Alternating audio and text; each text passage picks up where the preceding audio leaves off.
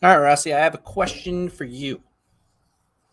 Do you want to go to Vegas? Oh, yeah.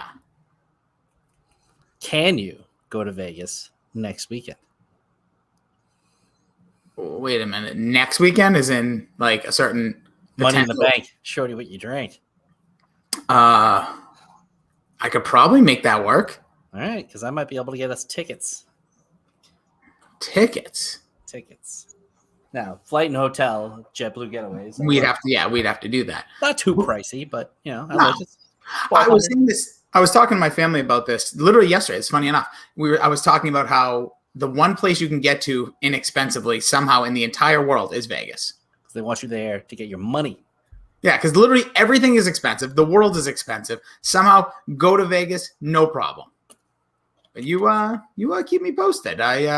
You just tickled a fancy right there because I've had the itch to travel. Didn't necessarily think Vegas would be like not a return itch, but I would absolutely do if we can get some tickets. And I'm always down for events. So yeah, all right. I mean, and I'm also going to go again in August. So, so you're looking to do a one a month? Yeah, why not? Vegas. All right. So hide your kids, hide your wife. Vegas Billy is on the loose. Well, if you talk to the average teenager of today and you ask them what it is about pop culture that they like, and the first thing they'll say is the beat. Get yourself addicted.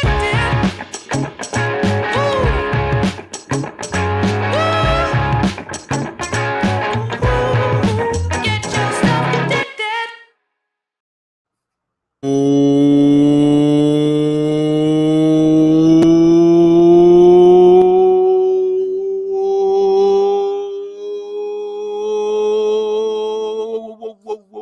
Welcome into the Pop Culture Piledriver. Get addicted to the content. I am Jason Rossi. Hi, how are you? And I can be followed along all social media platforms at Jason D Rossi. You can follow our little show here in its small little section of the cesspool that is Twitter over at Pop Culture PD. And when you do, it will instantly make you more alternative. If you want that in your life, or if you don't want that, follow us either way, Pop Culture PD. With me, as always, my tag team partner in the podcast sphere. He could be followed along some social media platforms at Billy D 2411, over on Twitter, because he's the bad boy of Twitter, getting booted off left and right, at Billy Yee 2411. And I just found out he just got his OnlyFans back, and it's just for the summer right now. So we're doing the below deck, open deck, big deck energy, and you can check that all out at his OnlyFans at Billy D 2411. He is Billy D. What's going on, man? Hello. I believe that's a triple decker, if I'm not mistaken. I've seen it before, Bill. It is a triple decker. I live in a triple decker. Good for you. What's going on? How you living?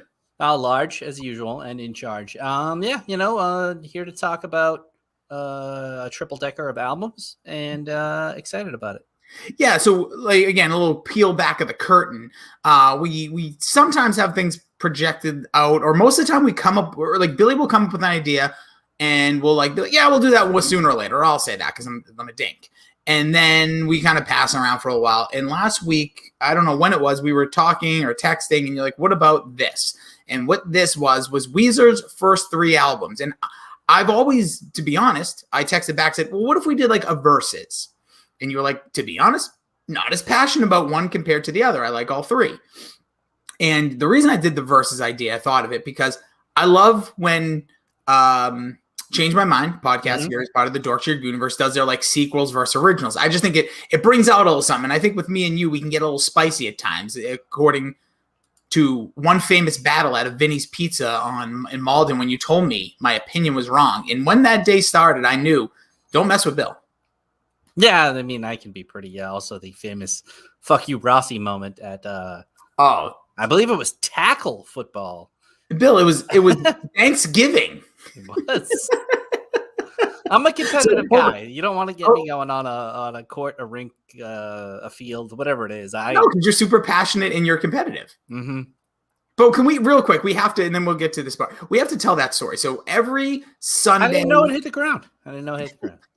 Every Sunday and every like on Thanksgivings we played tackle football growing up, like for a while. This was like during your knee injury portion of life. This was, I poo-pooed the first 3 or 4 games because I was like, somebody's gonna get hurt. Mm-hmm. And I was like, for Thanksgiving I came out and played. So Billy played, and it was like down by like a score. I was playing quarterback for our team, and I don't remember exactly what happened, but I remember So throwing. what happened was you threw what looked like a pick to me, but the ball actually skipped into the Yes. kid. But since I was behind him, I didn't see it, and I just came in and like Marlon Humphrey'd it and kind of tackle picked him and pulled it away. And everybody Yes. was like, "No, that doesn't count." And I freaked out because I didn't see it hit the ground. I actually believe you were on my team, so I think you actually thought you caught the ball. I might have tried to pull it back from some kid. Yes, yeah, something like that. But the ball like was horribly thrown by me, skimmed the ground, like looked like a stone. And this was like 4th down, game on the line type of play too. And Billy lost his mind, and it was it's still one of the best memories of you. But so I think when we have those moments, obviously we'll organically still have those. But I was like maybe there. But then the more we broke it down, looking at Weezer's discography, and Weezer is no doubt top 5er for me, like top 5 band of all time for me. We are definitely the Weezer podcast too, because I think everybody else has the Foo Fighters ahead of them, and I think we're the only ones who would both say we like them better. At least me. They're like neck and neck, and that's why the Weezer tour was like an all-timer, like legit. Like, amazing. So, like to me, I think like I believe my top 5 in this. It's a fluid situation. My top 5 in no specific order is the Beatles, Bruce Springsteen, Your Classic Rocks, Jimmy World, probably number 1, Weezer, Foo Fighters. Those are my 5. Those are my like album comes out, buying it. New music, gotta stop everything to listen kind of bands. And bands I just have loved since I started really getting into music. Yeah, I don't know if Weezer would touch my top 10. Maybe. My top 5 is in no particular order, but kind of in order. Outkast, Kanye, Childish Gambino, The White Stripes, and Franz Ferdinand. Oh yeah. Well, that's the thing. That's the thing about your own. That's your personal take of things. Like you have so much newer stuff in there, like not as much from your like childhood, which is most interesting in some ways. But yeah, so we're gonna go over Weezer's our first 3 albums released. We'll kind of go over our thoughts on those individual albums, those albums as whole, which ones out of like stand out, and then kind of look at it from like a perspective of like, are those the best 3 albums? I can tell you my answer indefinitely is no. But let's, no, not even those 3 are not even close to my top 3. But you can one of them has to be right. One of them has to be in there. One of them is my number 1. Okay, all right. We're not going crazy here. And then the other 2 I don't think are in my top 3. But okay, we'll get to that. Subscribe to the podcast on iTunes. Please leave a 5-star review. It would really go a long way of getting our voices heard by a few more earballs. You can find us on Spotify, Google Podcasts, Amazon Music, Ghana. Our 2 listens in India continue to drive us to the number 1 podcast in India. They're not listens, they're listeners now. So it's got to be the same 2 people. You're right. It could be a family. Bill, my neighbors are having a little get together next door. I could hear them earlier. There's like 20 people over there. They could all be listening to the Pop Culture Piledriver. Yeah, that only counts as 1 though, unless they're all it's just one on listen, their iPods. But with the ears, I'm just thinking about the ears, Bill. I never worry about the downloads or the listens. I never know the earballs, and hopefully we impact your life in some small little way, and hopefully in the positive. You can like and subscribe over on YouTube as well. You can actually see our mugs over on the Facebook Dork Shared Gooniverse. We can get a bunch of stuff there. There's merch over at TeePublic. You can search Pop Culture Piledriver. And if you're a fan of the lovely Tim Robinson and I Think You Should Leave, you could check out That's a Chunky, which if you're on YouTube, you can see some of the images behind Bill. Speaking about TeePublic, one thing we'll talk about later, buddy Kevin of ours, saw him recently wearing a God of War shirt, and he said he got that off TeePublic. I was like, people like just buy stuff off TeePublic. That's pretty cool.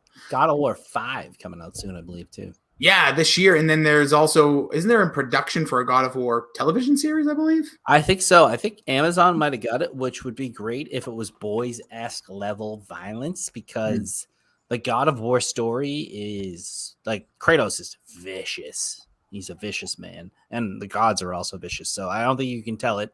Like even Game of Thrones level like gore wouldn't be enough. You need more. We need more blood. Yeah.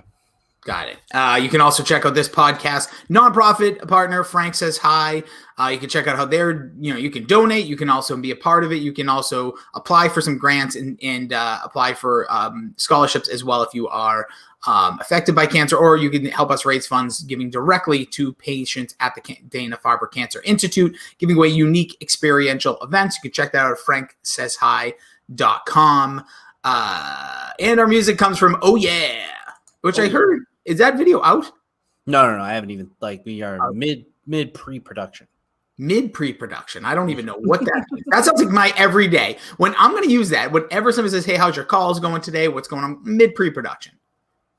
So I'm in the middle of not working before I'm going to work. Yeah, it's like being pre-diabetic, or what do I say? What's the one where you get dizzy? Delusional. No. Vertigo. Yeah, I have pre-vertigo. Or no, early onset vertigo. That's a good one. There you go. That probably helps. I can't come into work today. Well, especially with what you do, you could actually probably use that. Mm-hmm. Well, anybody could. All right, Bill. So we talked about it. Weezer's first 3 albums go as such. The Blue Album, which was originally just known for a long time as Weezer. Then Pinkerton. Mm-hmm. Then we had the Green Album, which for a little while before the internet kind of broke was known as Weezer. So let's start it off with the release of Weezer's self-titled debut album, which was released on May 10th, 1994. It is the Blue Album. This album had 3 singles released from it, Bill. Undone, also known as the Sweater Song, Buddy Holly, and Say It Ain't So. 3 rockin' ass singles. Iconic ones, pretty much all of them. Yeah. And what I will say is I wanted to do another podcast. I'll just put this out there before anybody steals it, is songs that should have been singles. I think the first song off of this album not only should have been a single, but is probably the greatest song to start a career in the history of music. Just the first song when you pop in the CD, if you had no idea, if you just bought the Weezer album, you put it on, and My Name is Jonas is the first song you hear from a band, that's insane. No doubt. Weezer, you hear, if you were to be someone that was going to, I don't know, Hollywood Records on May 10th, 1994, because you heard a little bit of, I don't even know if there was radio, I don't know what was going on when this album was released, but if you pick up that CD and you put it in your disc changer at home or whatever the way you play, and you hear the opening to My Name is Jonas and the way that thing just kicks, you're in for something. And this is one of the most Nirvana was kind of the head of the grunge scene, where I think Weezer is kind of one of, I'm not going to say but one of, if not the leading of alternative radio. Yeah. To me, they were a little pop punk to start, definitely. Yeah, but that genre wasn't even a thing yet. No, right? It definitely wasn't. I think that's what they kind of genre defining moment, if you will. But they kind of had a meteoric rise too. They only had 2 or 3 years toiling non-radio play, and then just slammed onto the scene. I think one of the first shows they ever played was opening up for Keanu Reeves's band. So they kind of didn't have long to toil in anonymity, which is kind of saying something about having such a good first album, because usually bands toil for forever. Yes. And then they finally make it big, and they've already got their full musical chops. You see Weezer grow as artists throughout the career, for better or for worse, but this first album, there's so many well-polished songs, and even when they're not well-polished, they're purposefully kind of meandering. Yeah, I kind of think the way the polish probably comes from being produced by Rick Ocasek of the Cars. Found something in these guys, wanted to work with them. They also, don't forget, had Spike Jonze, who was directing their music videos, which is just kind of wild to look back. I don't know how many people started as making videos and then becoming actual movie producers, and it's just crazy to me. He also was the one behind Sabotage by Beastie Boys, but those are 2 things that I think helped in the overall aura of Weezer, because you heard the song, like you said, the Sweater Song being the first one you heard. Then the Buddy Holly music video is still one of the most iconic music videos of all time. It's what made me recognize them as a band. Yeah, and the funny thing is, he says, I look like Buddy Holly, obviously the lyrics, and Rivers Cuomo looks like Buddy. Yeah, when he puts glasses on, he looks like Buddy Holly. And the other thing I thought that was very unique about this album before the tracks was the album art. It's just the 4 dudes standing there. Most bands, you don't really see them in such a clear and nondescript way. It looks kind of like a odd if they were a bowling team, like the way they're just kind of like lined up and like, Yeah, the pen pals. I mean, it's an odd like thing too with like this album, and that like it's I think 249 out of 500 on the all-time like greatest albums of all time. And I honestly thought it might have been a little bit higher. I think actually after listening to this album a few times over the past few days, it's probably my favorite one of Weezer's. of Weezer's. It has 3 or 4 songs which I just love. Oh, absolutely. Now, Rivers Cuomo, obviously, his name stood out a ton. This Also, yeah, like I was just thinking that too. Not made up in any way, shape, or form. Nope. One of the best names of all time. Yeah, like me and my dad were talking. He's going to see Tears for Fears on tomorrow night. Really? Yeah, and the lead singer of Tears for Fears, I saw him on like Instagram. Or Roland Orlasabo. Nope, Kurt Smith. Well, like they're the two. Yeah, Kurt Smith. Paul Landos. He's probably more of the hall. Well, but he's one of the most like Kurt Smith, like forgettable, generic. On like 6 episodes of Psych. Oh yeah, that's right. That's right. In the episode you had me watch that time too. But Rivers Cuomo, like that sounds like an awesome name. And then when you think of like 90s alternative, the look, the feel, the vibe, that name just fits. It fits like a down on your luck, nerdy, never gonna be the guy who's like in front of the crowd and the popular guy. Like Rivers Cuomo just perfectly identifies. Always talks about like don't tell me what to wear in like at least every other song. Yeah, he's like a little bit of a Rage Against the Machine style, like not the music, but the mentality. You did mention some of the accolades there. So Blender has it as one of the 500 CDs you must own before you die. God, I miss Blender. Music Underwater has as a top 100 album from 90 to 2003. I don't know why we added those years. At number 10, by the way. Stylist magazine has it as a top 101 to 200 albums of all time at 177. Pitchfork has it as one of the top 26 on the top 100 albums of the 90s. You mentioned Rolling Stone, 500 greatest albums of all time, released in 2020, and this at 294. You thought it could be higher. I'm still impressed that it made it that high in some ways. We could kind of go over some of the songs if you want. But quickly, and then I'll just say it was also number 35 on the top 100 best debut albums of all time. 35, you say? 35. That's pretty good. I'd have to see the rest of the list, but I could argue probably higher for it. So yeah, you want to run through the tracks? Yeah, My Name is Jonas, which we pretty much covered. Writer, one of the writers was Cuomo. And it just fucking kicks ass. Yeah. No One Else, The World Has Turned and Left Me Here. Like a couple of these like tracks, I thought they were not a surf as they came on. Like they had that kind of like, Always Love or popular song. Like even like the Sweater song Undone has that doom doom doom doom.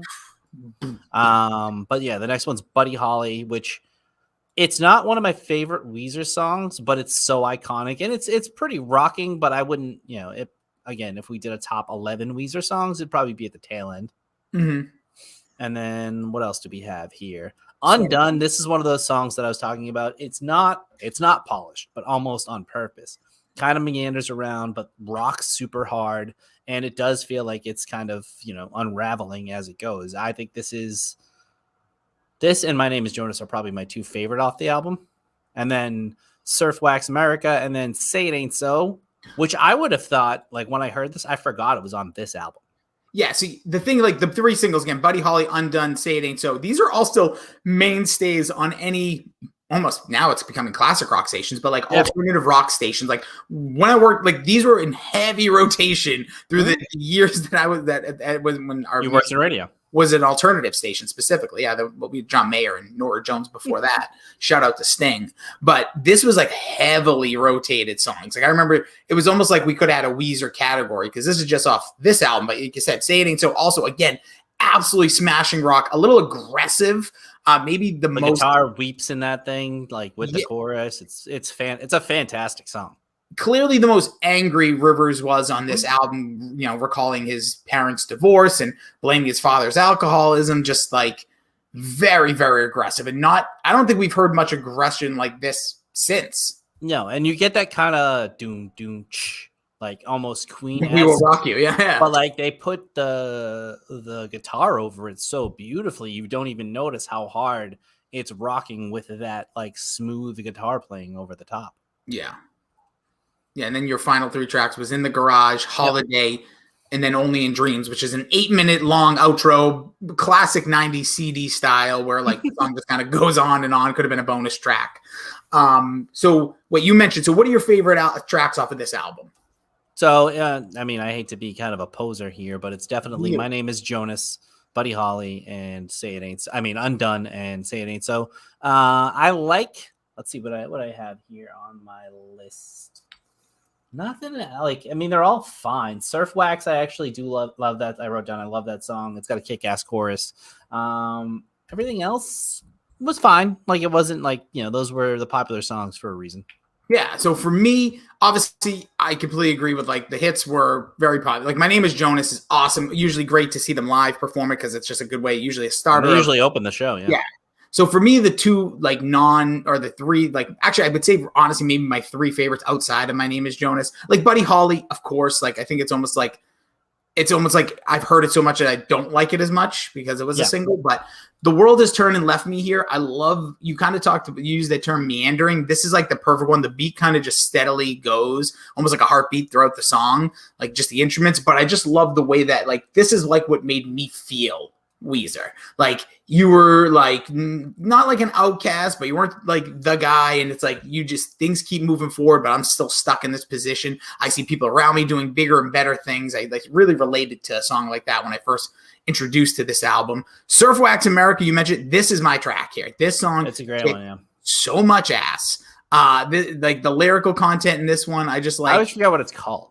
Because you think it's you take your car to work. And when you are out of fuel, I'll be afloat. Like it's again one of those songs where if you read through those lyrics, it's basically saying, look at me, like you go do all the big bad things, but that could crumble. Like you're going off into this direction. I'm going to stay me. Like I'm just going to do me and I'm going to be fine the way I am. Love this song so much. I love the undertone of that. Again, that kind of like nerd but it's cool. Also uses the word honeys in this song, which I was not expecting from a Weezer album. And then Only in Dreams, another one of those just a fantastic track, well written by Rivers Cuomo here. Again, with that, he's never going to be there. He's never going to be able to get the date. He's never going to be able to get the person, but in his mind and in his dreams, he will always have that. I think everyone can, in any form of sense, not just relationship, can understand that or relate. I kind of like a little bit of the other one, the Surf Wax. Yeah, Surf Wax. Across the Seas a little bit like that in our next album, Pinkerton. Yeah, so I think they're like those, that's like overall view. So you put in as your, like, you think this is your favorite? I mean, maybe when we talk about the green, because I'll give it away, it's, those are 1 and 2. I actually thought I liked Pinkerton more than one of them. I don't really. It's not bad, but it's definitely not. It might push out of my top like 4 or 5. So we'll segue into it. Pinkerton released on September 24th, 1996, the follow-up to the smash Breakthrough Blue album. The singles off of Pinkerton, none that got major radio play: El Scorcho, The Good Life, and Pink Triangle. This album, there's a lot we can get into in this about kind of like what it did to Rivers and what it did for the band itself, but some accolades on this one. Spin Magazine had it at number 61 as the top greatest albums of the 20 years of 95 to 2085, to 2005 at number 61. Pitchfork had it as a top 100 albums of the 90s at number 53. Rolling Stone, top 100 albums of the 90s, had it at 48. And All Press had it at one of the most essential albums of 1996. Yeah. Do you want to get into the history of this album, or you want to talk about it first? We can talk about it. I mean, for me, like, Tired of Sex is fine. Get You's fine. To me, it really picks up with like The Good Life, and that is one of my favorite Weezer songs. Like, I would have that pretty high. And El Scorcho would probably be like top 4 for me. I fucking love that song. It's got lyrics that are very relatable to me with not only wrestling, but with women. So it is like I think just because those two stuck out so solidly in my mind, I was like, that's one of my 2 favorite Weezer albums, but not really when you compare it to the amount of tracks that are on the other ones. Gotcha. For me, I'll tell you right now, Bill, this is my number 1 with a bullet. Is it really? This is the album that introduced me really to Weezer. Now, obviously, I knew of the album, like the videos from Weezer, but I didn't really. I liked Buddy Holly even as a kid. Cool song, like super easy, digestible. Love that. But then when this album came out, I'm not even going to pretend like I was listening to this album in 1996. I got introduced to this in probably 2000, maybe it was 2001. Green Album's the first album I listened to. High school, college was definitely when I really got into Weezer because we weren't of the age to listen to this, and it wasn't as popular as Nirvana. So this wasn't like in our lexicon probably for me until maybe later high school, where I really we knew Buddy Holly, but you were like, that's just that song. Yeah, like to me, I like just to go back, like I knew all like from the early 90s watching MTV music videos, sisters, whatever, like they were not into Weezer. My sisters weren't listening to Weezer. Like the most alternative stuff they were listening to in the 90s was like the Matchbox 20s of the world. There was no Smashing Pumpkins, there was no Bush, there was no Goo Goo Dolls even. But anyways, but I remember Green Album coming out and Hash Pipe being massive, and we'll get to all that. But like then I went back, and when I got Pinkerton and I listened to that album, I've never felt that, like it's hard for me to feel those feelings. And this album to date, I can rock to like right now. And like I almost didn't listen to this one in our retrospect, like going back, because I knew how much I was tied to it. Literally every track, the only tracks I wouldn't say like I skip more than I don't is Across the Sea, just because it's slower. I actually like that one. Oh, it's a beautifully written song. And again, it ties into kind of what the Pinkerton album covered and probably where Rivers was kind of coming from writing this album. And Butterfly, the final track. Those are the two out of the 10 tracks. You know what? Falling for You is a great song. I love Falling for You. Like all those, like literally Tired of Sex gets writing. Get You, first of all, just love the name of the song. And again, there's another one of those aggressive songs. No other one kind of on that skip-ish, but then Why Bother is 2 minutes, 10 seconds, and it just kicks and goes. Because Bill, who has not felt the way? Why bother? It's going to hurt me. You're going to leave me and desert me.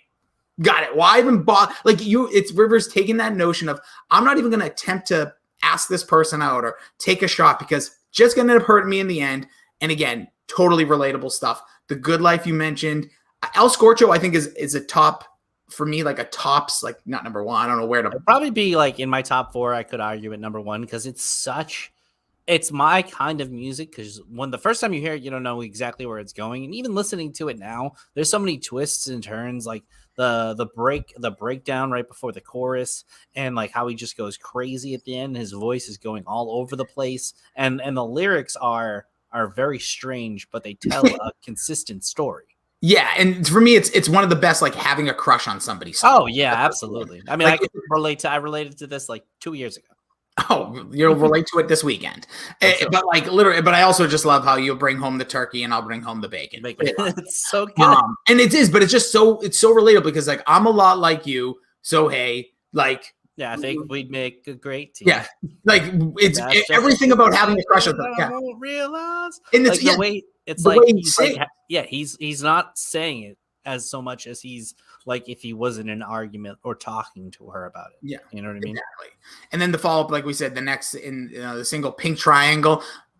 I love this song because this song reminds me a lot of my high school days because we would sing this song and then I'm dumb, she's a lesbian. Like, but she didn't say, they don't say lesbian. It's I'm dumb, she's a lesbian. Yeah, the way the lyric. I always skip this one. I just don't like the way it starts. Oh, I freaking love this song. Well, it blends from El Scorcho. Yeah, it does.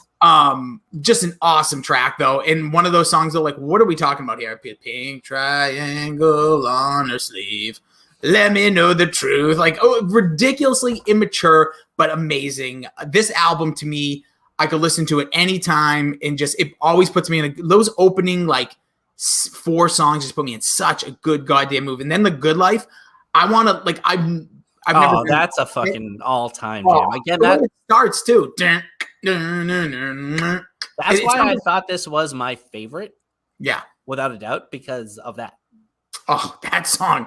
And it's just like, yeah, like who doesn't want to get back? It's again that after a relationship, like after the glow and the heartbreak's over, you're kind of like, well, screw this. I got to get back to who I was. This is like this album to me represents Weezer so much, to believe my Weezer, because it has all that weirdness, has all those quirky ways of production, like voices in the background and stuff. and just awesome. Also has the heartfelt, and this album is super quick. You can listen to this in less than like 30. It's like 34 minutes. Yeah, it's super quick. So even the songs I don't love, like they don't last super long. I think actually Across the Sea might be one of the longest songs, but it just kind of ends. So don't love and don't last long. I mean, dude, talking to the guy. This album though, it's so weird too because I saw this album in full during their Hurley tour. They did One Night Blue album, One Night Pinkerton. Went to both shows. And there is something very special about watching a band play, I believe, in like once time passes, they're in an album in its entirety. And I've only seen probably like maybe 10, maybe a little under, maybe 8 shows where bands have done that. 2 of them being this. I've seen Jimmy Eat World perform my favorite album from them, Clarity, in its total. But there's something really cool about that. But here's the thing. Oh, go ahead. No, you. I was just going to say, I don't know if you knew this. So I remember hearing a lot about when the Green Album came out, because that was Weezer was getting a lot more like interviews on MTV, and MTV was much bigger from 2001 to 96. This album almost destroyed the band. Really? This album was absolutely panned by critics. Everybody despised it. Everything got super low grades. If you go on Wikipedia now, it's all the updated grades, because this was one of those weird albums. I can't even think of, like, no movie is like, I guess Morbius tried to do this, but like completely destroyed when original release. Everybody was like, no, this ain't it. Like, not in like had Rivers literally believe he wasn't talented and that it was a fluke, that it was just a Buddy Holly video. He didn't think he was a good songwriter. He went into isolation after this. He went like moved to Boston and just like shut it down for a few months. And literally like one of the wildest things you'll ever hear. Here's an excerpt from an article. It says, after Pinkerton tour, Sharp left the band, which by the way, they had a different bassist. It said Weezer then went on this hiatus. It said during the time Pinkerton amassed a cult following through the word of mouth and a wave of mainstream emo bands, including Jimmy Eat World, Saves the Day, Dashboard Confessional, and Motion City Soundtrack, were citing it as an influence. Cuomo told Rolling Stone in 2001, I was mentioning, the most painful thing in my life these days is the cult around Pinkerton. It's just a sick album, sick in a disease sort of way. In the same year, he told Entertainment Weekly, it's a hideous record. It's such a hugely painful mistake that happened in front of hundreds and thousands of people and continues to happen on a grander and grander scale and just won't go away. It's like it's like getting really drunk at a party and spilling your guts in front of everyone, feeling incredibly great and cathartic about it, and then waking up the next morning realizing you're a complete fool you've made of yourself. I mean, that's a pretty good analogy if that's something that he felt at the time. But like, it is. But like, I'm like, dude, this album's amazing, and all these things killed him. This guy almost quit music, and then next thing you know, everybody galvanized the album in 2000, and it became literally, that's where you got like one of the most influential albums. It's just bizarre how that happened. And I don't think this will ever happen again in music. I mean, to that degree, maybe. I mean, usually great artists aren't appreciated in their time. I mean, sometimes it's just like a few months, but I think it definitely will. I think there will be an album that comes out where people don't like it. I mean, I felt that way about Life of Pablo, and that's probably my favorite Kanye album now. But freaking Kanye's never going to talk. He didn't disbelieve him. Well, he's pretty crazy. That's true. Actually, you know what? You're right. Yeah, but he's bipolar. So I just I don't think a band that like didn't have established career to that level will ever go from like, wow, this is the next huge thing, and then go to like, I don't think they're good anymore, and then literally be like, everything's it'll happen. I don't know, man. 5 years they go without making music, and then they come back with our third album that we're reviewing this podcast. Also, just quickly, with Weezer, it is so weird to me, the timeline of the songs in my head, because like I said, I didn't get into them probably till like listening live until maybe a little bit after this album. And if you asked me when El Scorcho was, I would have said that was before Buddy Holly. And if you asked me when Say Nate So was, I would have said like 2002. Yeah. I don't have a good feel for them because I wasn't like connected to them as they were making their first few albums. As we get into our last one, I will say I got the opportunity to interview Rivers Cuomo, name drop, brag, all that BS. Oh, you worked in radio. I did for a long time, paid my bills. Not a lot of people can say that, Bill. I'm part of the 96% of podcast hosts. Anyway, so they when I got to do that, it was in, I believe he was promoting. It was either Hurley or the Red. What came after her? Oh no, it was Amongst the Shoulders of Giants or whatever the hell that album was. But it doesn't matter. So I did a game with him and I said a song and could he relate? Could he remember? Because some bands don't remember their own stuff. Mm-hmm.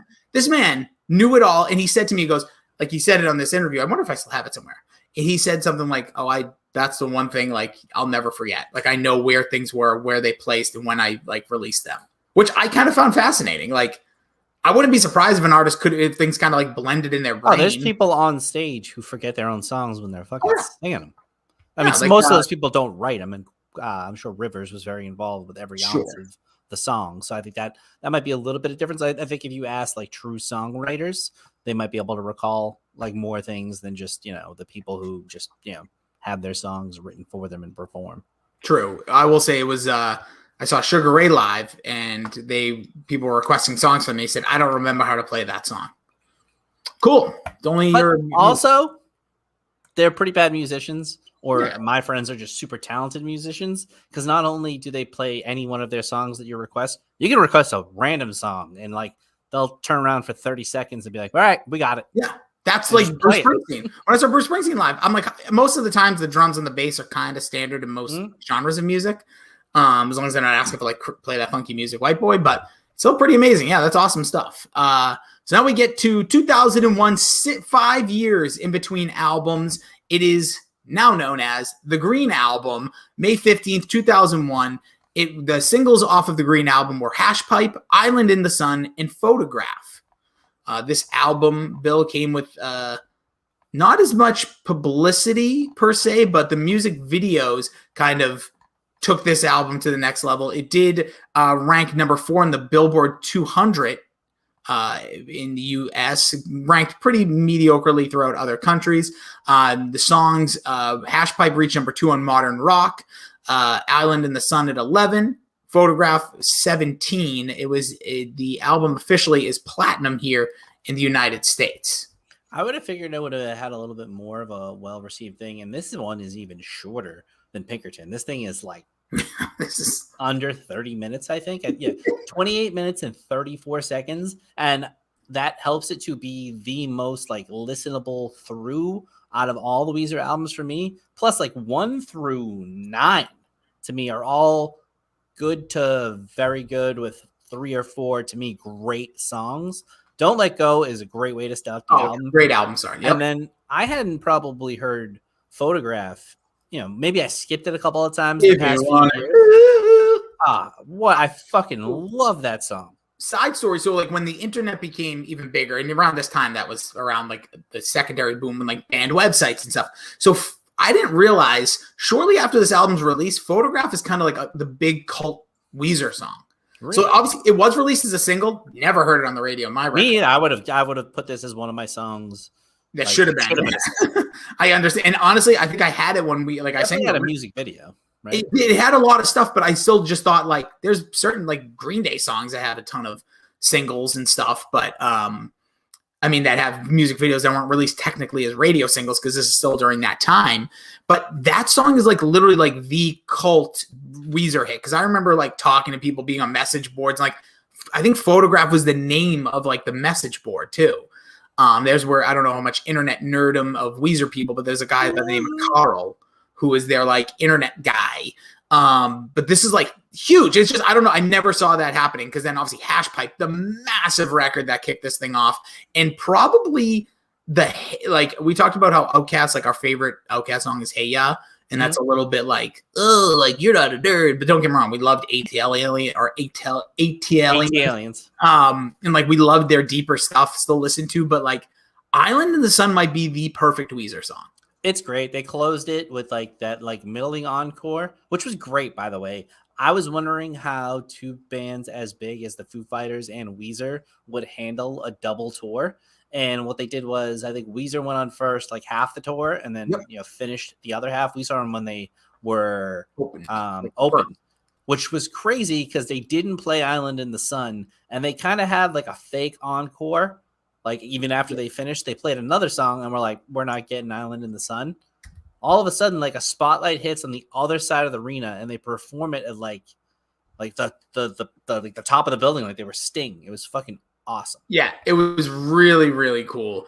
Yeah, that tour, again, we've talked about it on here a couple times. Yeah, by the way, their website, Carl's Corner, that's what I was talking about. But yeah, they Island in the Sun, yeah, they did like the encore, like you said, and it was a Rivers solo. And he like moved throughout. And that's the only tour that I've ever seen 2 encores. Like not 2 back to back. Like the first band played an encore and then the second band played an encore. Pretty cool. Yeah, it was a weird experience because I really did feel cheated until they popped back out. Yeah, I think their encore was that Sweater Song, Hash Pipe, Buddy Holly. Because I know we looked this up not too long. Their set list for that was also amazing. It was ridiculous, but I mean, but like when you have 2 bands like the Foo Fighters and Weezer, that's what you're gonna get. Unless in you 2006 too. Yeah. Like this is even like, or 2005, I believe. So this wasn't even like all the albums since. This is like basically for Weezer. It was like 2 more albums. Yeah, for both of the groups. And I think like what did the Best of You just come out when we saw them? Yeah, so that was In Your Honor was the tour, I believe, for that. But going through the other songs here, like Photographs 2, Hash Pipe, which we talked about, is just a rocking album. Island in the Sun, might not be your favorite, but it's a perfect song. So beautifully done. Like just so well done. And just so real quickly, like when you listen to that song, like in the beginning, it's just like, okay, is it relationship? It's all that stuff. And then the more I listen, and then like there was interviews that I read, and it was basically just talking about like those remembering carefree barbecues where like you're just together with your friends, eating a hot dog, drinking a beer, or soda, whatever you're into. And like that is a memory that is its own island in the sun because you're never going to have that again. Yeah. And it's just like, hit. Like, and that's the other thing with, and that's the thing. It's just, there's so many like nostalgic feels to a song like this. And I think Weezer is like almost like a great nostalgia band, not because of time passing, but the way that they kind of lock themselves into a certain time in their lyrical and musical content. Yeah, and it's a sweet song, like you said. It could be about any moment, and it's Island in the Sun. It kind of gives you from the first couple of like guitar strokes, like it's gonna be kind of islandy, but it's really just a sweet kind of like old soft rock song. And it could have been written anytime by any artist. You could have had this, like listen to Sitting on the Dock of the Bay, then into Island in the Sun, and just put a bullet in my head and like we'll call it life. That's actually not a bad little thing off the cuff there. Crab, I also think is a great song. Crab if you wanna. I mean, Crab if you wanna. Like I don't put a knickers. I like it. Yeah. No, not for you. I think these next. So for me, I like Smile. I like a lot of these songs, but this is from tracks 5 through 9 is as meh as you're gonna get from me. I would agree in the fact that they're not all-time Weezer songs, but they're almost easy listening. They're just nice, solid, composed, rocky songs. They're grab a bag of chips, listen to a CD with your friends. I get it, but it just kind of blows through. But they all kind of have this similar non-inspired sound. I'm not trying to sound like some sort of artsy farts. I would agree with you. But they don't grab me. I feel like they're not telling a great story in all these. And Simple Pages, I swear, is Go Fishing or Gone, whatever. It sounds like a song that they like. These sound fishing, the Muppet. Thank you. Sorry. Oh, we'll get to Maladroit another day. But like Simple Pages has that sound that Keep Fish. It's like you can tell like they're working stuff. I mean, if you look at this as a batting lineup, I mean, it's kind of like one of those top penny. Yeah, it's like it right after the cleanup hitter kind of falls off the map. But your 3, 4 are Photograph, Hash Pipe, and Island in the Sun. That is a strong, like order. Yeah, you could put those 4 consecutively up against anything. Like anything from any other 3 to 4 consecutive songs. Yeah. But I will say, "Oh Girlfriend" to me is the last song on this album, and I think it kicks everything. Like it's almost shouldn't be the last song. If you switch, Crab has a nice kick to it, so I'll give that. Maybe if you put it where Smile is or something, like there's something so different and drawing in the first song. I hear actual like yearn and angst and emotion out of Rivers throughout those, like I said, You can feel it, yeah. And I love this song. This song pulls me. It literally makes me sad every time I hear it. There are certain songs, now as a dad, certain songs make me sad, but this song, from the moment, this was the first album I ever heard. Cats in the Cradle and the Silver Spoon. No, not that one. That doesn't get me. I mean, as a dad, that should be. Not yet. Well, that's like if you're already a bad dad. That's true. like maybe in 20 years that will be fair enough. I'm hopefully not, but we'll see. Knock on wood, I guess, for my son who's sleeping soundly because I'm the only one home tonight. Anyways, so but Oh Girlfriend, like I just remember even hearing that and like being a 15, 16-year-old kid and just like ooh, like it hit me and I was like, oh, this is sad. Like I know this is sad. And he sounds sad. The whammy on the guitar throw, like just the way that they use like all seventh chords, it is heart-wrenching, and it ends the damn record too. So right after that, you're like, "What did you do?" It's almost like a cliffhanger at the end of like a really good movie or show, and you're like, "I need something immediately back." And then obviously, if you're listening to an album, it goes back to "Don't Let Go," which kind of puts you in a better mood. Weezer would be one hell of a band to come out today because looking at all of their track times, there's only two on this album that are over 3 minutes, and most of them are well under 2.5 or like at 2.5. That's crazy right there. But this was the album that introduced me to Weezer. But even like I went for a walk today to re-listen because again, it's all these albums. Like I listened to almost all three in like almost a walk today because even we didn't really talk. Oh yeah, their Blue album's like 40 minutes. That was a walk on its own. And then Pinkerton and Green I did on a separate walk. Actually, it was the first. They're honestly combined like maybe like an hour, 2 minutes. Yeah, maybe a little bit more. Those two I think were about an hour because like a half hour and 28 and then 41. So you can get all this in half of Endgame. And the other thing too is I did the same thing. I had like a long gym day Sunday, and I was on the Green album midway through, like doing like the end of my workout. I was like, wow, like I just go through these things. So what would you say? We kind of went over these tracks here. So I guess taking the 10 million foot view, just looking at the first 3 chapters of the Weezer anthology here, how would you rank the 3 albums? So I would go. You sold me a little bit on Pinkerton, but it didn't for me do as much. So I'll go Blue, Green, Pinkerton. Blue, Green, Pinkerton. I will go Pinkerton, Blue, Green. Yeah. So I think if we were ever do a versus, I would do Blue versus Pinkerton because, oh my God, Pinkerton's just. See, I could argue that. Yeah, maybe another time. Just so you know, their follow-ups from here, if we were to go in chronological order, their next 3 albums, Maladroit, Make Believe, and then the Red album would be their next 3. Then after that, I messed up. There was Ratitude, Hurley, Everything Will Be All Right in the End. Then there was the White Album, Pacific Daydream, and then they've just released 4 albums, unbeknownst to people. And they released one last month. Album. But Van Weezer was actually pretty good in 2021. They did OK Human, the Black Album, and the Teal Album, which the Teal Album is the cover album that had like Africa. By the way, yeah, when that came out, I hated Weezer. I thought all of those covers, for the most part, were shit. Yeah, I don't think Weezer has a good cover. Like they've done like Christmas songs. Everything is uninspired and blank. So when they did, I think they did it twice at the 2 times I saw them. They did Blur Song 2. And they kind of mixed it in. I think it's sometimes right out of My Name is Jonas or really early on because I remember going fucking nuts. But yeah, the actual covers album when they like tried to do it artistically. I'm not gonna lie, I haven't heard some because this is honestly, I remember people that know me, huge Weezer fan, like I'm not here for their covers. Like my uncle loved it. I remember my uncle playing it who also likes The Big Bang Theory. He played it in like a car ride. He's like, "Isn't this cover CD so good?" I was like, "No, get out of it."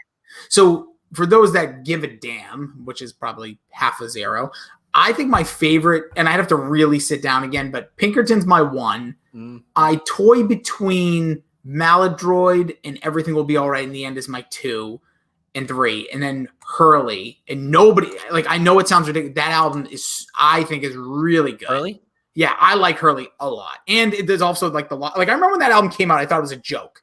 But I also think it's because Ratitude fucking blows. It's one of the most, like there's some really good songs on there, but the whole It's probably their worst album. trash. Yeah, oh yeah, that except for the fact that they have "If I Want You To," which is maybe one of Weezer's best songs. But yeah, anyways, but they've had a gajillion albums. Literally, like when I went on my Amazon Music, I didn't even know they released an album literally like a month ago, which I believe has a funky name to it. Let me just pull it up. Van Weezer? No, Van Weezer was last year. They just released something called Seasons. Oh. SZNZ. I'm guessing that's what that is. Yeah. And I'm like, oh, it must be one. I think it's an LP by technically because it's not released as an album, but they have a song in there called Cuomoville. So I don't know if that's about Rivers. So, last thing before we wrap Weezer here, would you prefer them to have kind of cut it before they kind of got shitty? Or are you happy if they stumble into a good song here or there? So now looking in 2022, I'm much happy with them stumbling, if you want to look at it that way. Because I also think let them be artists. Like I like bands enough. Like I would love to see them. Like I know they play Boston Calling, which I don't like seeing bands in that setting unless I have to. But like the fact that like two of my favorite albums, one came out in 2014. Obviously I said 2002, but like they've released in the last 6 years, 1, 2, 3, 4, 5, 6, and then this EP, like at least 7 albums. Like that's just too much. But It is. I really like Everything Will Be All Right in the End. It's an album I can listen to all the way through. So I'm sticking with my stumble. Keep going. You might hit something here and there. It just temper your expectations. I think that happens with all bands once they get past a certain point. I agree and disagree because, we did our only other one of these before it was on Outkast. And they did have like one kind of miss towards the end, the Idle Wild or whatever the hell it was. That was movie songs. But Andre 3000's legend is kind of never going to be knocked off its spot. You know what I mean? Because he's not playing through anything shaky. Yeah. Even though I think I would like to hear him make music again, just because he is so amazing. But the fact that he kind of goes down with most people as like Outkast is probably the greatest rap duo or group of all time. And then people put him in like the top like 5 to 6 lyricists of all time too. And rappers. So like that legend is never going to get like shaken. No, and Weezer, unfortunately, they're like a lot of people. Like if we were to go to like, let's be honest, like Davey, who I know is a little bit of like a music snob. I'm sure. I don't know what his thoughts are on Weezer. He wouldn't identify them as a joke, I think, for certain. But he'd be like, they really kind of fell off. Well, yeah, like I think if you really ask making people, music, or it'd be like, oh, I really liked them. Be like, oh, have you listened to any of their new stuff? Be like, oh, when was the last time they put an album? Like 20 years ago? Like, no, like a month ago. Yeah, it's like Kramer. He kept making all the stops. People kept ringing the bell. Yeah, people kept asking for it.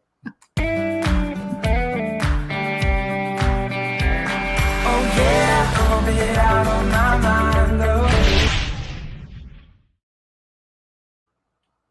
Lots doing, Bill. I just want to kick one off. I finally saw Doctor Strange. Mm-hmm. So I went with Kevin, our buddy Kevin. We've been talking about seeing that movie for over a month. Then I found out it's going to be on freaking Apple or Disney in like 2 days. But love the theater experience either way. That movie, if it wasn't in the MCU or if it was known as like an epilogue to something, really fun movie. Weird. I enjoyed it very much.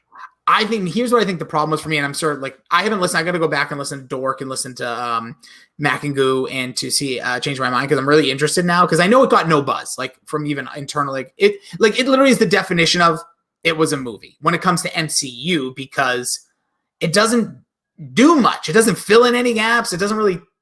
I don't feel like we forward momentum really anything, especially for something that talked about like multiverse and that's supposed to be this whole thing. But it was a letdown by brand name Marvel standards and like what they could have done with it because everyone also is saying Everything Everywhere All at Once is a multiverse movie that is like legit out of this world. I think I'm going to see that Friday. Nice. But again, yeah, I'm 100% with you. I took my niece and nephew. We all had a good time. It was a fun movie. And the cheese, they even like, so the line that everybody hates is like, killing me won't kill me, or like, you're going to have to kill me more than once or whatever it is. The line from Doctor Strange. Oh. He plays it as a joke. Yeah, I didn't. And like the girl, like they cut away to the girl to like looking at it, and she's like, "Ugh." So like, if they had tried to deliver that as a dead serious line, it's a terrible line. Still not a great line, but they undercut it severely by at least like kind of winking at it. Like they knew it was purposely bad. You mentioned when I said I was potentially going to see this, there's a line in there. And is this what Mac and Goo like attacked on this movie or something? No, I don't think our friends, maybe they did. It is a bad line. I think everybody said something about it, but it's not like when I heard them, because I listened to all the spoilers beforehand. When I heard them say it, I was like, that's dumb. But then when I saw it play out, I was like, that was fine. Yeah, it didn't even stand out to me as a line, but I actually, when he did say it at one point, I'm like, okay, I'm kind of into it. Like, I don't know. But it wasn't like seriously delivered. It was kind of like, you know, like the way he delivers everything. And then they even cut back to the girl to be like, that was a terrible joke. Yeah, she's like, whoa, okay.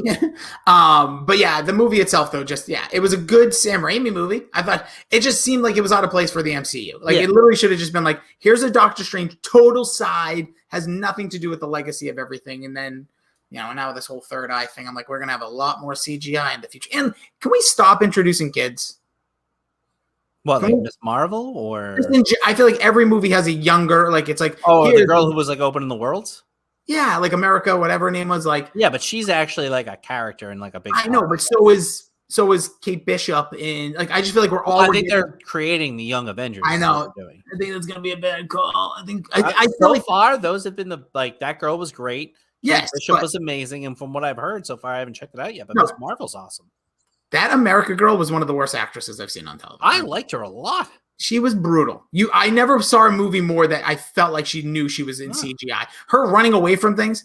Nah, that didn't look good. I'll give you that. No, but that could also just be like, I didn't see, and I'm never going to see Jurassic Park, but that's what everyone kind of making fun of Chris Pratt with. Like, he just seemed like he was in a room, like kind of just moving his hands, which he was in a room, just moving his hands. But that girl specifically, and then when like the stakes got high for her, she never seemed scared. I don't know. It was weird. Her. I thought she was stinks.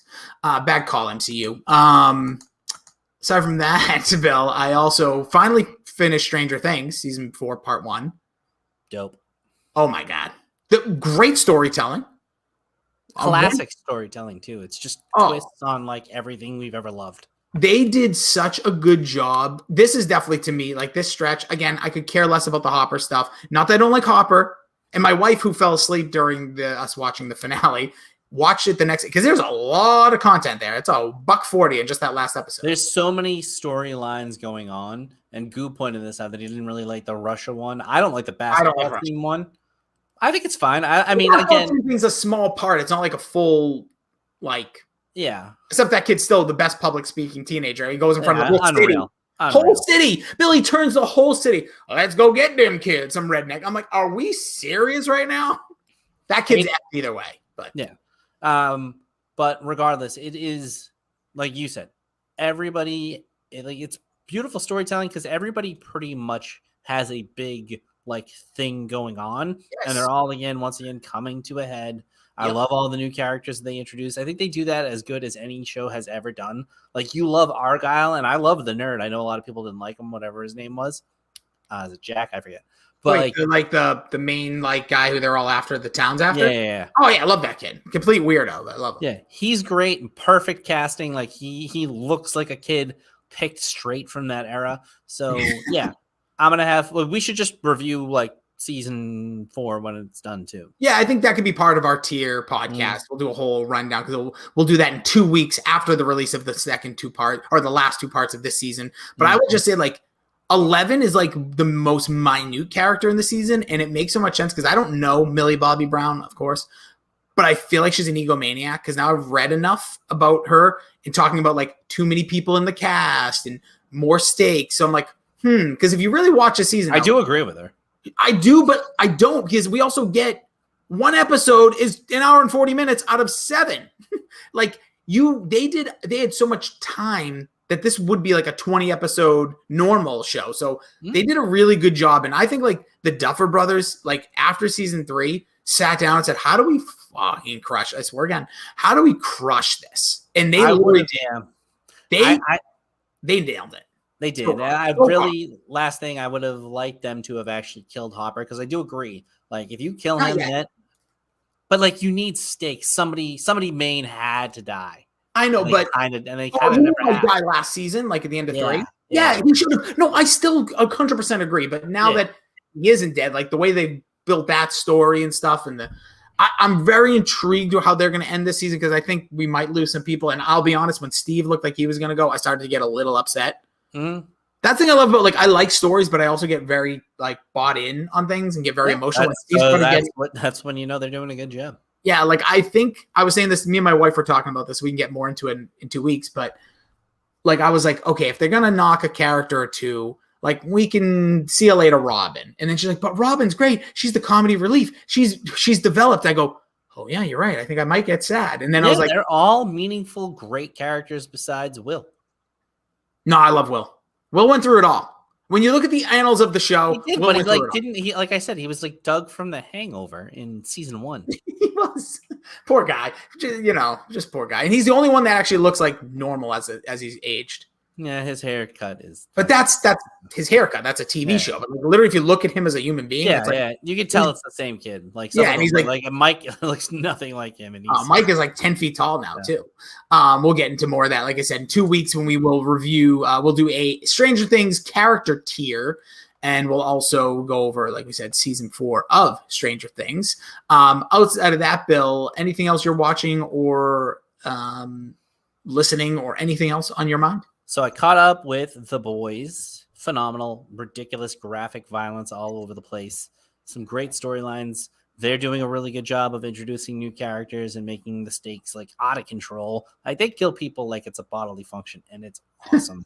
I think, like I said, I'm hoping to go see Everything Everywhere All at Once because that is all the rage. And then Love on the Spectrum. Have you seen this? I've not watched it, but I've seen it like in my suggestions, or I've seen it on the. I don't know if I talked about this last week or not. Did I? No.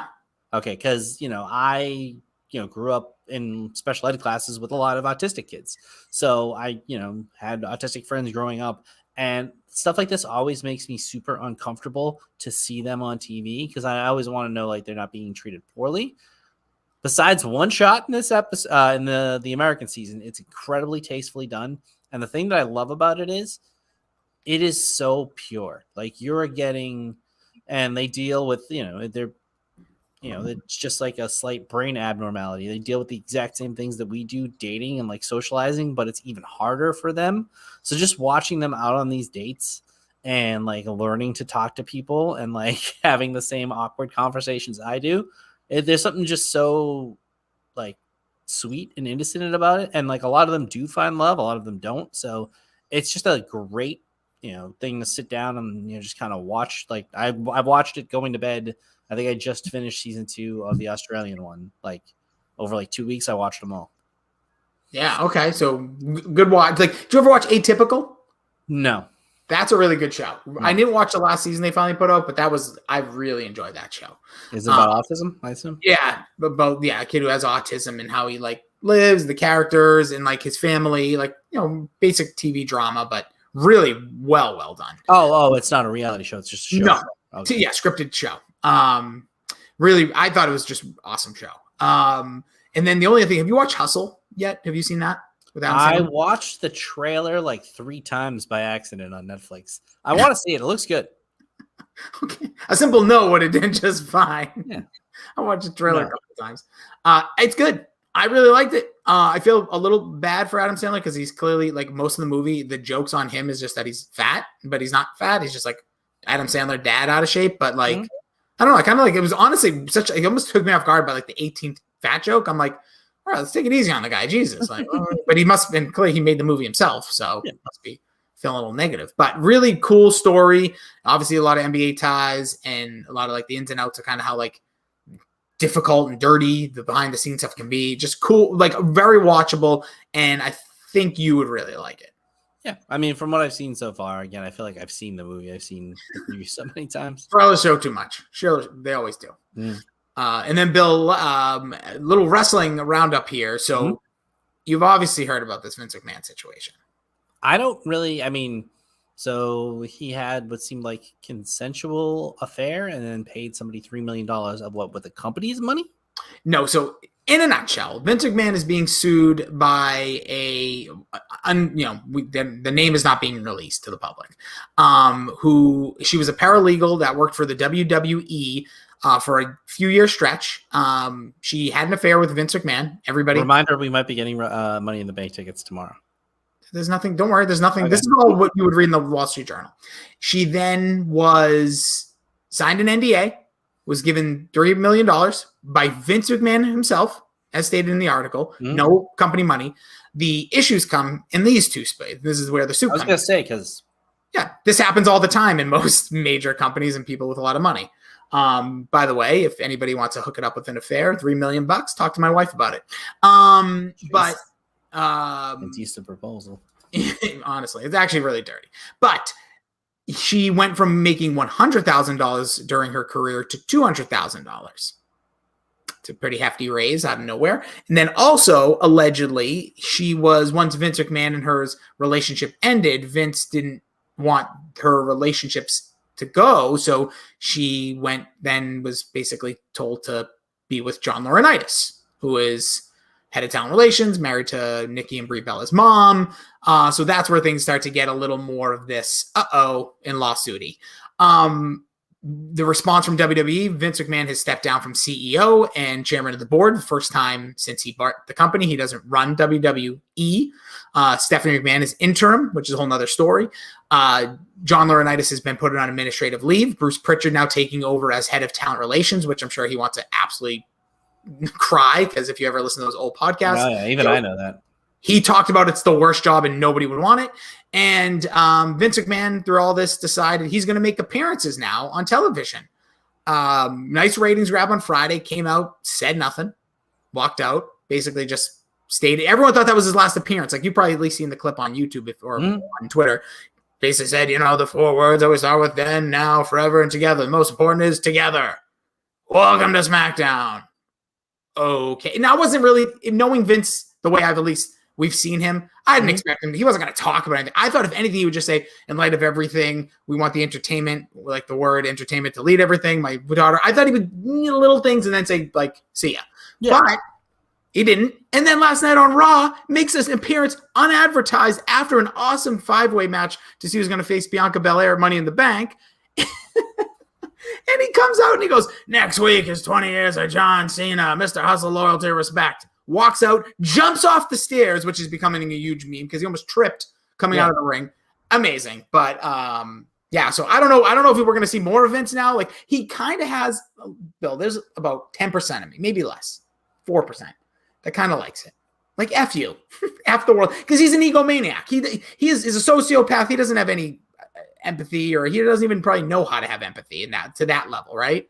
I mean, so there's like a level of don't give a fuck you reach as a person, and then there's a level of don't give a fuck you reach with money and power, and then there's a level you reach with the level of power. We don't know those. We don't know either of those two. But what I will say is Vince McMahon has had a lot of those at a high level for longer than probably anybody, but maybe like Donald Trump. I don't know who's older, but like it is a level of like, I can do whatever I want that, like, like Bill Gates and Elon Musk can't kind of get there because they don't have the job where they can kind of be, for all intents and purposes, soulless. You know what I mean? Like, he doesn't give a fuck about a thing, and he hasn't for a long time, and now he's old, and that is the ultimate time to be like, fuck it. So he is the definition right now of a wild card. He absolutely is. It's like, you've heard about this with Ric Flair for years and stuff like that, different, but like, this man, he doesn't have the money. He doesn't have the money or the power. No, not that high. Of course not. But the fact that, like, when people saw us on Smack, and like it's split the backstage allegedly. If you read reports, like, some people think it's classless, they're embarrassed, and other people like, whatever. Like, if you know anything about Vince, like, of course he's doing this. But I just, like, a part of me is astonished, and the other part of me is like, I just want to see if he keeps coming out. Like, I think he will. I think he should. And a part of me, I should say, for 2 weeks. Like, just keep rocking out there. You never know. But other than that, in wrestling, that's the huge one. He's gonna die in the ring in the next 3 years. No, honestly, but the other thing is, there's also a documentary being made about Vince McMahon. So if you watch WrestleMania this year, that's why he interfered and fought Pat McAfee and beat him and took his shirt off, took the stunner. Like, they're trying to show he's like a crazy human being, which we've all known, but there's a documentary. And I think this now is just leading to it. Like, that's why I think he's on TV. Like, he stepped down, and now like part of this documentary is going to be like, and he, in the face of everything, went out to the public. Like, nobody does that. Like, Matt Lauer, never heard from again. No. Vince, different allegations, of course, but like very much. But I'm just saying, like, but at the same time, like, he's just like gone, and Vince is like, I'm coming out on my own show because F you. Only other stuff, Bill, Forbidden Door, maybe one of the coolest ideas. Execution's been a little sketchy, but AEW versus New Japan is a. We talked about the CM Punk injury, so we're gonna have Tanahashi versus Jon Moxley to have an interim AEW champion. But like, the idea of these things are cool, but I just think, like, obviously you might not know as much, but it's just like. It's just AEW is a bunch of, like, if you turn on that show, there's a lot of ex-WWE guys or recognizable names or like cool like visuals. But then with these past few weeks, it's just been all these unknown people that most audience don't watch New Japan. So you're introducing them like while you have a program that isn't fully established. Like, if WWE did this, they could pull it off, I think, a little because of their history. Like, it's just, this is a tough look, and their ratings have dipped a little bit. So I'm just intrigued to see how this is all going to play out. But I mean, yeah, I mean, they have like. Are they 50%, you would say, old WWE guys? I don't know if me close. Like, people that have been through, like technically, like, made their names there. Yeah, like Evan Bourne, who's now Matt Sydal. Like, yeah, he was in WWE. I would say at least, yeah, because most of their women's division now is XW. We could say 50% for argument's sake. But it definitely didn't start like that. So that's pretty impressive over, what, 3 years? Yeah, because that's when all the mass releases have started for WWE, and they've, picked up the talent when they could, which some does make a lot of sense. Others maybe not as much, or people that they haven't done as much with. But I don't know. But then to turn on like in all these, it's just very fascinating to see. Like this pay-per-view, it's going to be in Chicago. It's sold out. You're not getting some of the main names, like obviously Kenny Omega's still hurt.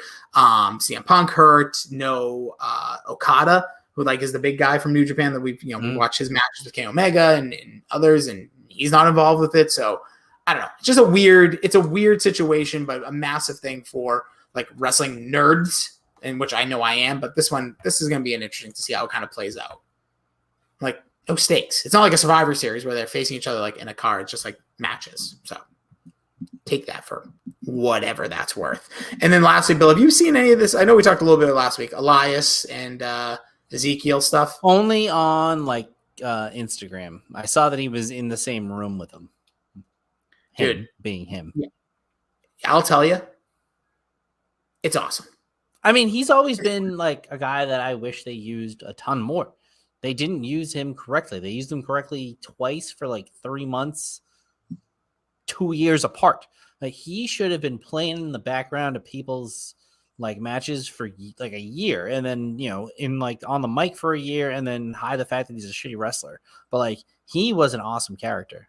Yes, never got storylines, and I remember interviewing him when I was last stay. Like, I think we talked about this. I think it might be a podcast actually on the annals of Pop Culture Piledriver. But like, I interviewed him, and he never had like his best feud as Elias was Jeff Jarrett. Mm-hmm. Like, it was actually like he did a little thing with Cena at points and all these other guys, but never had like a long-term story. And now this has absolutely changed everything. They did, like I said, and there's like a dude love Cactus Jack style to his Mankind. So I hope they continue, because now there's Kevin Owens is the one he's feuding with.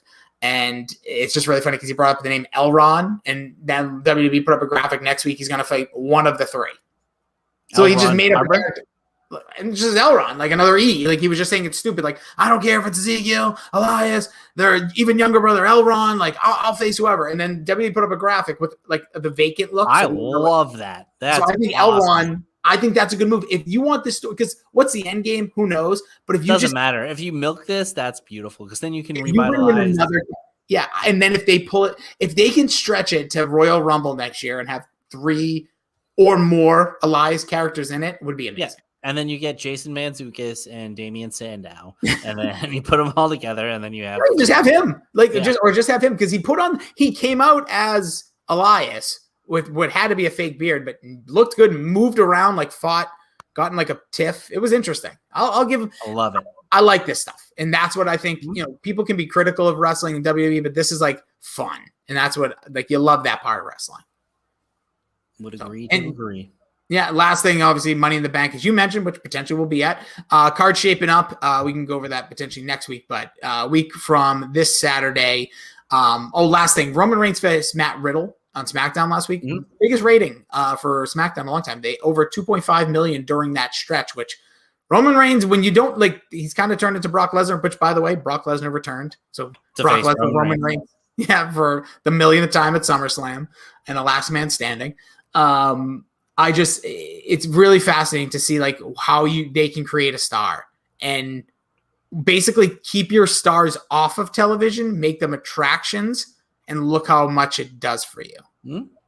If you can work that out to about 2 to 3 more guys than just your top guy, maybe you'll start to build some. Obviously Cody Rhodes is injured now, but if you were to do that with guys like Seth Rollins or whoever, like a Drew McIntyre. The problem with those guys is they're on TV too much. That's exactly it. So if you can figure out a way, that's the one thing I'll don't give put you. them on TV as much. No, but 5 hours of content, it's hard to. Don't have as much content.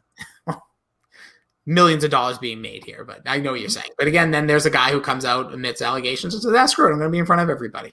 But that'll do it for us, Bill. Any final things on that, or anything else you got? That is all for me. This week in Shared Universe. So, Dork did Barry Season 3. Mac and Goo did the 1989 classic Aliens. CMMM did Stranger Things midterm. Not really a midterm, more of I don't know. Break? Summer break? I don't know. End of winter semester, fall semester? I don't know. I don't know my seasons that well. Let me try that again in English. TLDR read books. I've heard it both ways. Is doing a Contagion type episode this week. And then Shime Time and Doc stream on Twitch, and Davey and Keith stream over on YouTube. Love it. Love it all. Make sure you check out all the podcasts that we just mentioned. Give them all a subscribe, a thumbs up, wherever you find their content. Follow them all on the Twitter as well. And if you made it this far, appreciate you guys listening to us. Hope, again, we brought some sort of sunshine to your darkest days. And hopefully you enjoyed some Weezer talk earlier. Band we both passionate love. We'll do some more of their stuff maybe in the near future. But we talked a little bit moving forward. So 2 weeks, we will have the Stranger Things Season 4 kind of recap and character tier list. And then next week, Bill, I was saying it is the 20-year anniversary of John Cena in WWE. Literally, next Monday is literally the 20 years, which is insane. Of Ruthless Aggression? Yep. It's since that moment. And I remember watching it live. So I was thinking next week, top 11 John Cena matches. That might not be one we might just have to talk that one out, because I don't know if we'll both be so off in our lists, or we can just do it the way we always do. Either way, we'll get close enough. Off the top of my head, AJ Styles will be very high. There's 3 of them. Lot to pick from. Yeah. The one that I want to make sure you think of, so you don't completely keep it off your list and go, I forgot. Watch Umaga John Cena. Oh no, I love that match. It's one of my favorites. That's when I was in the height of my re-fandom. Yes, that was that 2006 era. Loved that match. That Umaga was fucking incredible. He was so good.